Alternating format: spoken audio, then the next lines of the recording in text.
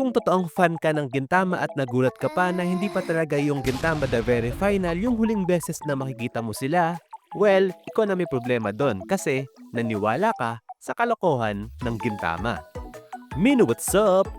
Hot take ba kung sasabihin ko na mas prefer ko yung Gintama pag ganitong comedy lang at walang sobrang lalim at bigat na kwento? Oh, don't get me wrong hindi ko sinasabi na hindi ko na-enjoy yung mga seryosong arc noon ng Gintama. Gets ko kung anong purpose niya at bakit siya kailangan. Saka probably kung hindi ako dumaan sa mga seryosong arc ng Gintama, baka hindi ganito ka-satisfying panoorin tong anime na pag-uusapan natin ngayon. Ito ang Gintama spin-off anime na Mr. Ginpachi Zani Class, part ng seasonal lineup ng Fall 2025. In a very typical Gintama fashion, kung familiar ka na sa series na Gintama, kilala ang anime na yon na master of parodies. And upon researching, accidentally ko nalaman na itong mismong spin-off anime na to is parody din ng isang classic Japanese TV drama na Mr. Ginpachi Class 3B. Basically, ang kwento o ganap lang dito ay si Mr. Ginpachi ay homeroom teacher sa Class 3Z na binubuo ng mga reimagined Gintama characters. Bale, yun lang yung premise nitong anime na to. Like, kung i-check nyo mismo sa may anime list yung plot nito, mas mahaba pa yung mga title ng ibang anime ngayon. Like, hindi ako nagbibiro. Pero you might ask, okay lang ba panoorin tong spin-off anime na to kung never pa nakapanood ng kahit isang episode ng Gintama? Well, oo at hindi.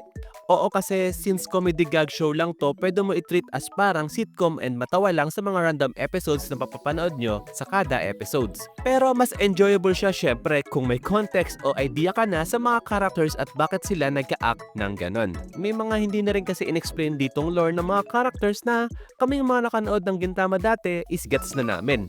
Plus, mas nakakatawa ang Gintama kung fan ka rin ng ibang Shonen Jump titles. Mahirap magets yung mga jokes kung wala kang idea sa mga gino-joke dito, and since ginawa ang light novel ito na based tong adaptation na to noon pang 2006, medyo expected na rin na outdated na yung ibang mga jokes dito. Though napansin ko sa anime nag-adjust sila sa current na panahon, which is good. Saka share ko lang, naalala ko bigla na sobrang laki nga pala ng influence ng Gintama sa akin. Like during my college days, may times nga ata na para sa akin this is the best thing ever. Ito yung mga period na tumigil ako manood ng One Piece at Gintama yung masasabi ko na nag-feel ng void na iniwan ng One Piece. But gaya ng One Piece, nahinto rin ako sa panonood ng Gintama. Kung babalikan nga, hindi ko na rin mapinpoint yung exact reason kung bakit ako nahinto sa Gintama. Siguro factor yung hindi na natuloy ng Hero TV sa mga latest season kaya nawalan na rin ako ng gana manood. Hanggang sa nakalimutan na.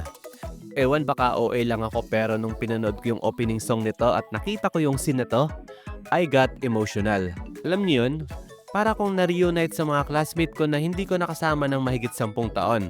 And parang walang nagbago, same pa rin sila sa kung ano ang pagkakakilala ko sa kanila. Drama ba?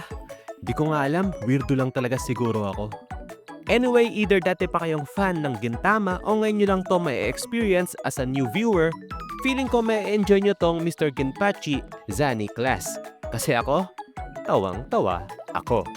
So that's it, na nag-enjoy ba kayo sa video? If oo, give me a thumbs up.